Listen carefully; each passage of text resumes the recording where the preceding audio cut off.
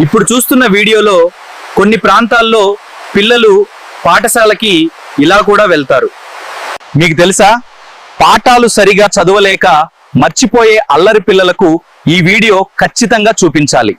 జీవితం కొందరి విద్యార్థులకు సులభం కాదు. మనం ఇప్పుడు ఉన్నదాన్ని అదే సమయంలో అభినందించాలి.